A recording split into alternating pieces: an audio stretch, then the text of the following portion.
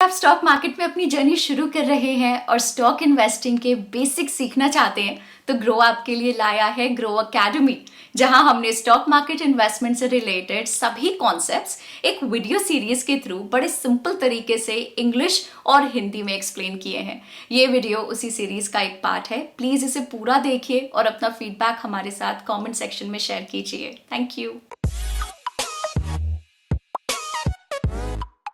आज के एपिसोड में हम बात करेंगे उस स्किल की जो कोई भी स्टॉक एनालाइज करने के लिए सबसे ज़्यादा ज़रूरी है, जो है फाइनेंशियल स्टेटमेंट्स रीड करना।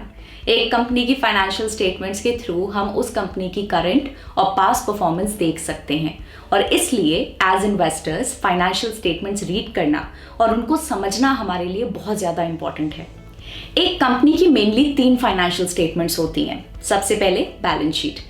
बैलेंस शीट से हमें ये पता लगता है कि किसी भी पॉइंट पे एक कंपनी कितने एसेट्स ओन करती है और कंपनी के ऊपर कितना कर्जा है या लाइबिलिटीज हैं।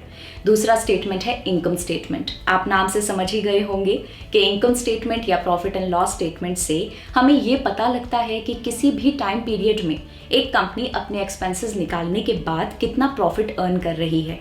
और तीसरा फाइनेंशियल स्टेटमेंट है cash flow statement. Cash flow statement से हमें किसी भी टाइम पीरियड में एक कंपनी के टोटल कैश इनफ्लोज और कैश आउटफ्लोज के बारे में पता लगता है। इससे हमें यह भी पता लगता है कि कंपनी कितना कैश जनरेट कर रही है। Cash flow statement income statement से अलग होता है क्योंकि कुछ अर्निंग्स और एक्सपेंसेस नॉन कैश होते हैं, जैसे कि डेप्रिसिएशन।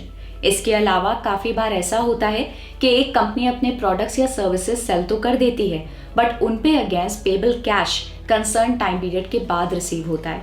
इन सभी फैक्टर्स को कैश फ्लो स्टेटमेंट अकाउंट में लेता है। आज के वीडियो में हम बैलेंस शीट को डिटेल में कवर करेंगे और ये भी सीखेंगे कि कैसे एक कंपनी की बैलेंस शीट को पढ़ा जाता है। चलिए अब बैलेंस शीट की डिटेल में बात करते हैं। जैसा कि हमने आपको पहले बताया कि बैलेंस शीट एक समरी ऑफ रिकॉर्ड्स होती है, जिससे हमें ये पता लगता है कि एक कंपनी क्या ओन करती है इन टर्म्स ऑफ एसेट्स और क्या ओ करती है इन टर्म्स ऑफ लाइबिलिटीज।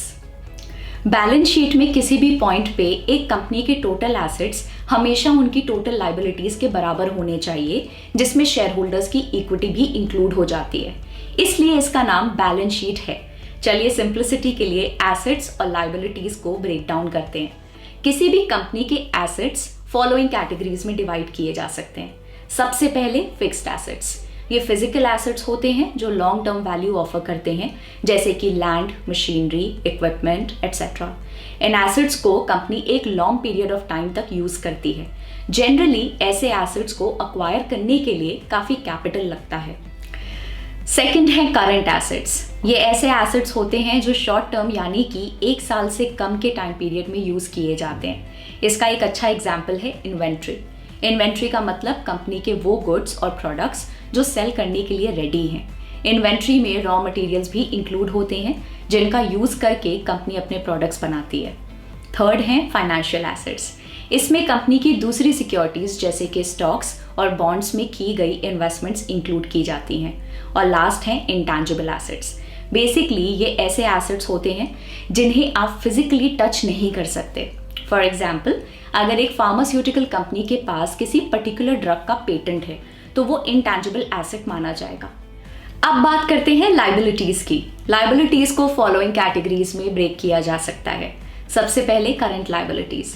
इसमें कंपनी के शॉर्ट टर्म ऑब्लिगेशंस काउंट होते हैं जो उन्हें 1 साल के अंदर फुलफिल करने होते हैं। फॉर एग्जाम्पल, नेक्स्ट 12 मंथ्स में कंपनी को जो डेट रीपेमेंट करना होगा वो करंट लाइबिलिटी